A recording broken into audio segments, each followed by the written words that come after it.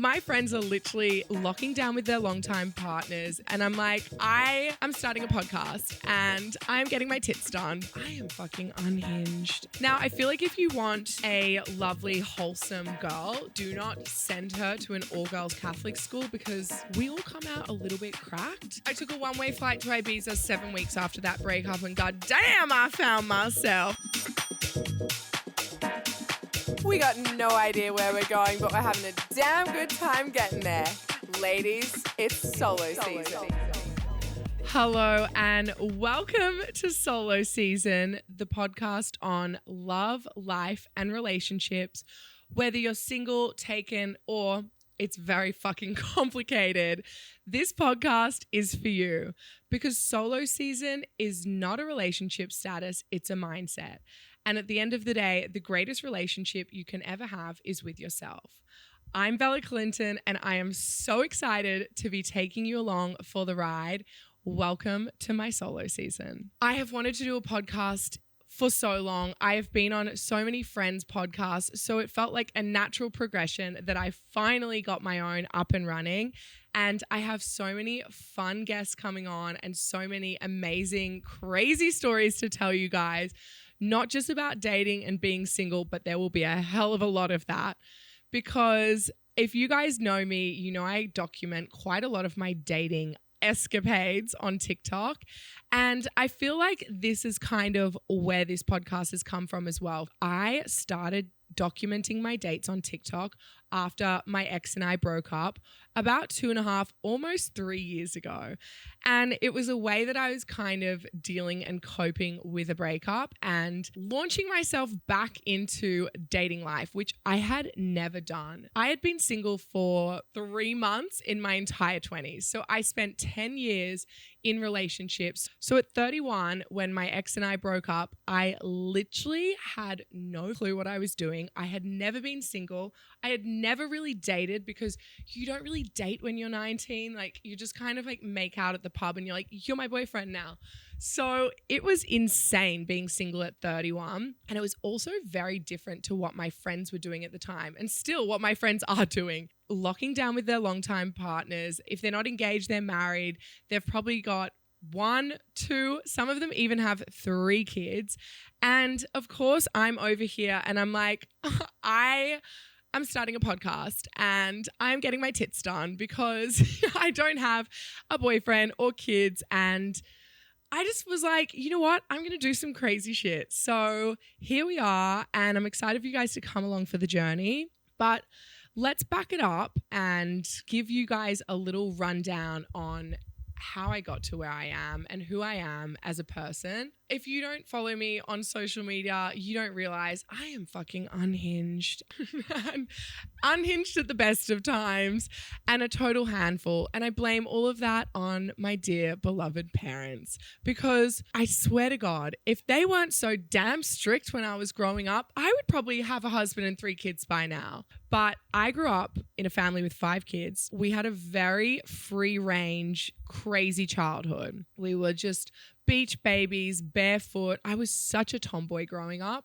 I'm the second eldest, so I have an older brother, then 2 younger brothers, and then my youngest sister was 6 years younger than me. So until she came along, I was literally living in a testosterone-fueled household, and I feel like that really made me the girl that I am today. I was just literally just rough and tumble with the boys.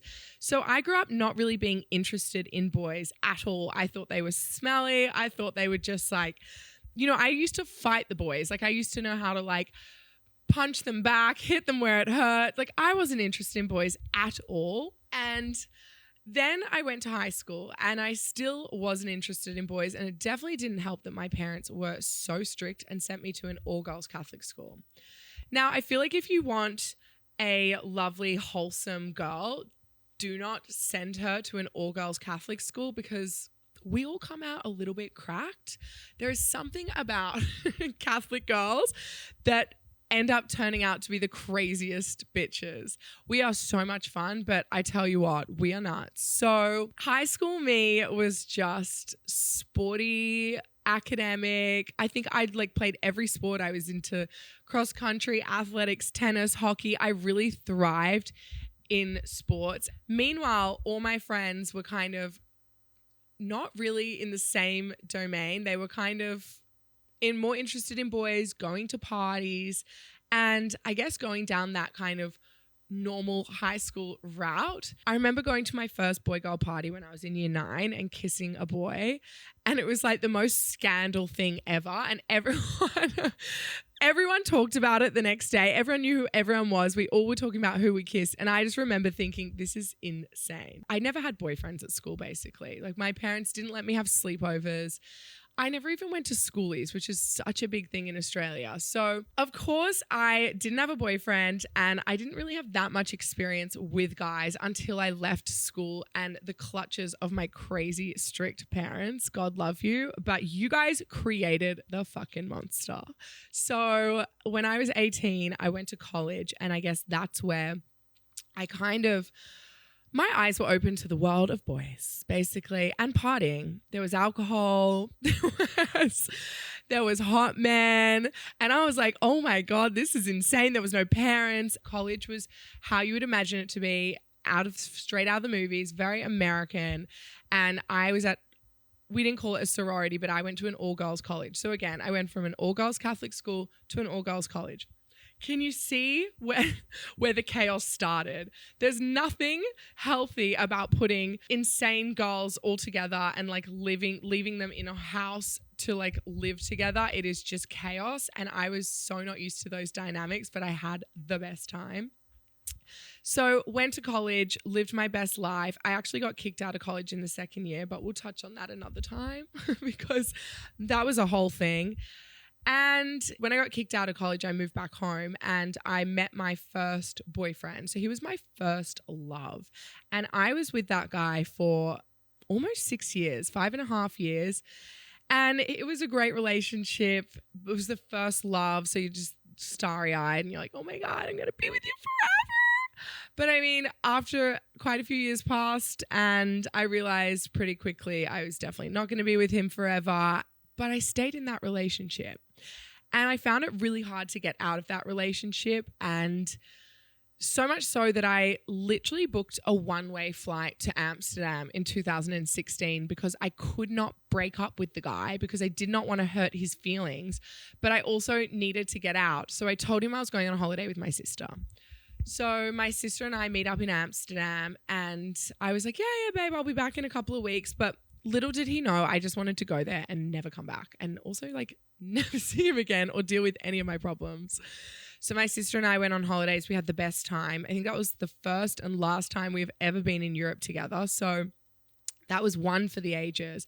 But I still wasn't even single then. Like I had this Euro hot girl summer trip with my sister that I should have been single, but I just didn't have the courage. And I just couldn't be true to myself. I didn't want to break this guy's heart, and I went to Europe and I stayed in this relationship. And I don't regret anything because everything happens for a reason. But I do think these moments in my 20s where I could have really been living my best single girl life never happened. So I finally break up with the guy and 3 months, I'm single for 3 months. And then I meet my most recent ex. Sure enough, I am back in another long-term relationship. Honestly, for a girl that says she's not a relationship girly, I was like back to back, baby. Like, it was insane. But I really, really loved the guy. So he was my big love. I feel like they say you have a few different types of love in your life, and you have a first love, and then you have a big love, and then you have your forever love, which I'm still waiting for. And God forbid I'm going on enough dates and meeting enough men. So I'm positive he's out there, but I just haven't found him yet. I was then with this guy for 4.5 years, almost 5 years, and we lived together and our relationship was very serious. So we were together for a very long time. We were very much in love.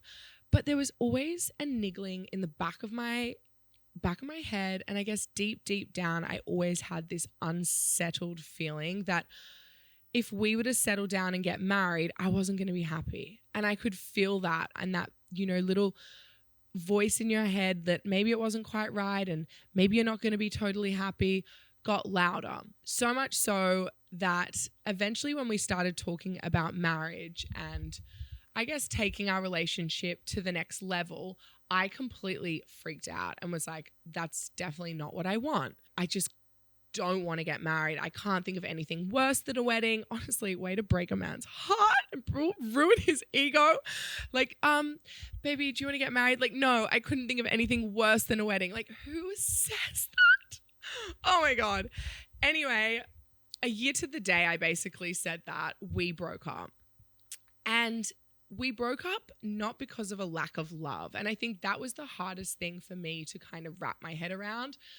But it was one of those things where it was one of the best things and it needed to happen. And it kind of kicked off this new beginning, I guess, the next chapter of my life, which I'm calling solo season, because it's when I fully came into my own and I kind of learned so much about myself, because I think after being in relationships for 10 years, without realizing I had compromised so fucking much and compromising in tiny little ways every single day. And you don't realize at the time, but all these tiny micro compromises, eventually by the time you've, come out of 10 years of relationships, you're like, who the fuck am I? And what do I even like? What do I want? I was a shell of a human and I was a shell of who I am now because I didn't know who I was. I didn't know what I wanted. And I really was broken down. And I think from that day, from the day that we broke up, I promised myself I would never, ever lose myself like that in a relationship ever again. And you'll be happy to know I found myself. I took a one-way flight to Ibiza 7 weeks after that breakup, and goddamn, I found myself. I found myself in some very sketchy situations and some very dangerous situations. And honestly, if my mum and dad are listening, I'm probably not going to go there. But those moments and those weeks that followed where I was so broken and I was so shattered, my entire life that I knew it had been completely ripped up. They were some of the hardest moments of my life. And I guess for that to be one of the hardest moments of my life, I am so blessed and so lucky that, a breakup at 31 is the hardest thing I've gone through. But I think when you put so much time and effort and love and your identity and so much of yourself is about being in a duality and being in a relationship, when you don't have that person anymore, you are like, who am I? Where am I? Who am I? So in those weeks that followed, I was running from my problems. Absolutely I was. But in that running, I found myself. And I guess that really kicked off my solo season. I started going on dates. I was really leaning into this YOLO, say yes, do it for the plot mentality. And I guess really leaning into being single because I hadn't been single in 10 years. And there's something about being single and dating in your 30s that is fucking insane. I think it's because you're a bit older, you know who you are, you know what you'll stand for, you know what you'll accept and what you won't accept. You have your boundaries, and there's something powerful and empowering in that. Literally the first week I landed in Europe, I had met this incredible German guy, and I was flying to go see him in Hamburg and go on a date with him, and then I was flying to London to go see friends. And for the first time in my life, I was living this insane, no strings attached, independent, free-spirited life. And it was very fucking strange at first, but it was very liberating and empowering. And I think all those kind of moments and all that solo travel has really created the person I am today. So I guess from the ashes rises the phoenix, baby. Back, and I want to take you guys on the journey. I want to instill confidence. I want to talk about issues that you're going through. I want to talk about dating. I want to talk about love, life, relationships, and I want you guys to come along for the journey. And I feel like this first episode is literally a very long-winded voice note. And if you know me, my poor friends receive voice notes from me all the time, and they are constant, just long-winded rambles. So now I have a podcast to do long-winded rambles on. But I'm really excited for you guys to come along for the journey, and we've got some incredible guests coming on. But I'll tell you what, it's going to be entertaining, and if there's anything I can promise, it's a damn good story. So life is about the journey, not the destination, baby. Half the time we got no idea where we're going, but we know we're having a damn good time getting there. And that's what solo season is about.